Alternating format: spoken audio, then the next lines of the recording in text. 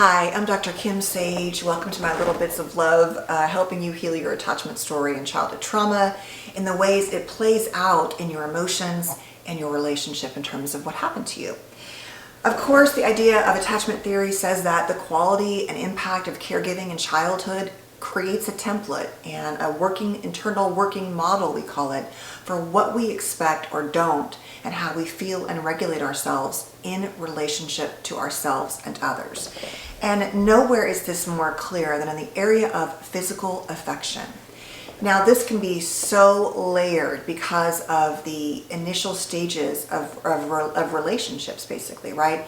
Oftentimes in the beginning, things are great. There's no issue with frequency or desire, and certainly many factors affect how that plays out from having kids to the quality of the relationship, to the contributions, to gender expectations. There's just so many things that happen.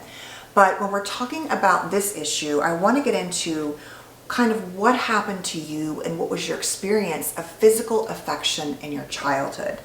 For many people, especially if they're more anxious, they might say, I find, no problem in being affectionate. I like to love on people and be loved back. It gives me a sense of reassurance.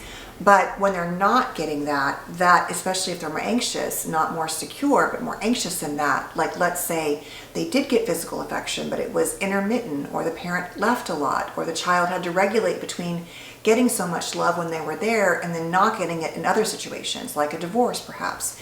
And so they can become kind of panicky and they're looking to use physical affection as a barometer or temperature of how much you care about them, how much you love them, how much you're attracted to them. And those things, of course, can be a measure, but they can't be anywhere near the only measure. Now, on the flip side, for people that have a more avoidant attachment system, they often find physical affection to have a very specific purpose. It's like to express affection in an intimate way, but oftentimes the research shows many of them were not so much held and rocked and loved, especially physically. There was more of a minimization of physical affection. And so that can be someone who says, I don't like any PDA, but all you want to do is hold their hand as you walk through the mall. And for them, that can feel like too much, or just a quick kiss can feel really triggering in an avoidant person's body, and then really triggering to feel rejected in a more anxious or even disorganized person's body. So the first thing is to look at to ask yourself, how easy or difficult is it for you to share and to receive affection in your relationship?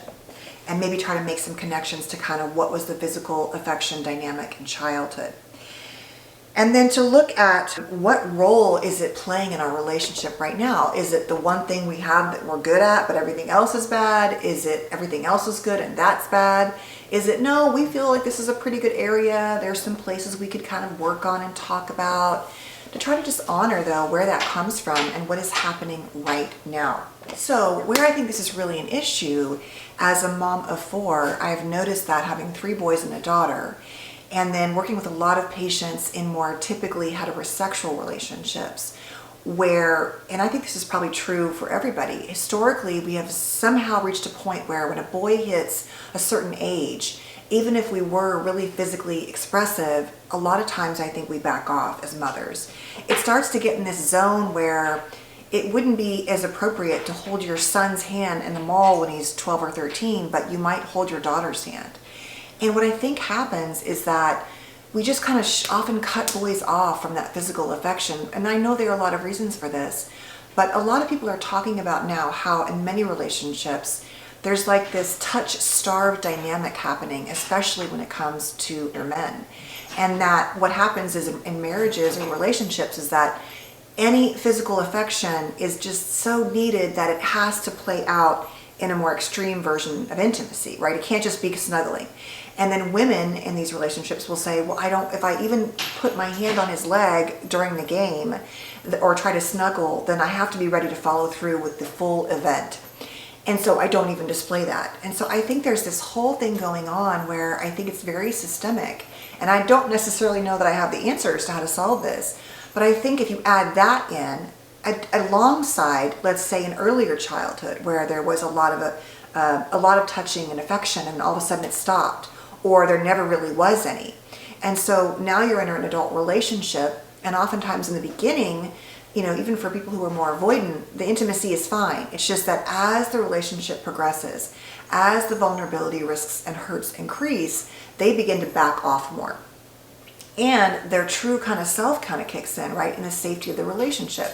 And so if that's happening and they're just actually really not comfortable with non-intimate touch, it can then become a whole story in the anxious person's mind, or even more secure person's mind. Like, well, you don't ever touch me, you don't care about me, or you only want to have this type of interaction with me. And so and then there's a lot of conversations happening about how much the gender roles have affected how we show up in relationships, and how women often can start mothering their partners, and how that's not attractive. Like, there's a lot of narratives, out there that are shifting about why this all happens. But what I want to stick to at the core is, how comfortable are you with physical affection, and how does your partner feel about what's happening in that relationship? And remember that physical affection runs a wide span. It is not just intimacy at its procreative level, right? It is everything from a quick touch to a glance to a shoulder touch to holding hands to snuggling to nestling up on the couch together, right? It can be all kinds of things. But oftentimes it gets put in these black or white categories about we're either physical or we're not. And that creates avoidance even in other types of partners if there are other issues and underlying resentments going on.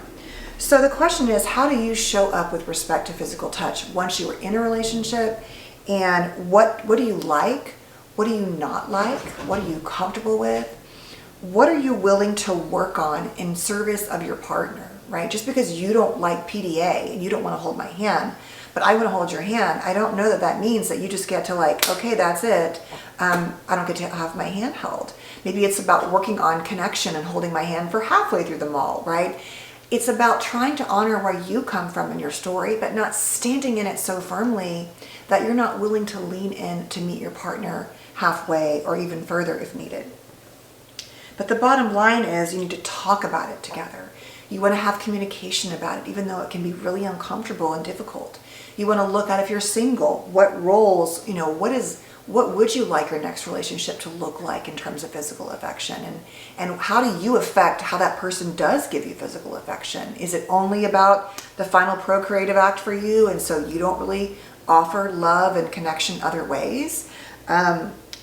Honoring what you all need to make these relationships work, regardless of your story, is the most important part of healing attachment, especially when it comes to being in relationship. So that's really the question, is what role does affection play, and what do you need it to play?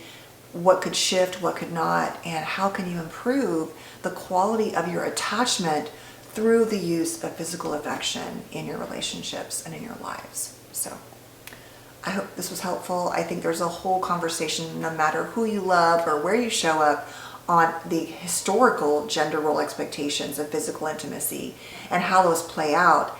And I think that's true for any relationship, that there's the the societal response as a child ages, but even before that, regardless of like I'm saying, who you love, is what happened in your own home around affection, and what that feels like today. So I hope this was helpful. I hope it gave you a little bit something to think about in terms of loving on yourself and relationships more, so that you truly can be more loved in this world by not just yourself, which is the hardest part, but in healthier and more fulfilling relationships. So thanks for being here. Stay safe and well, and I'll see you soon. Bye.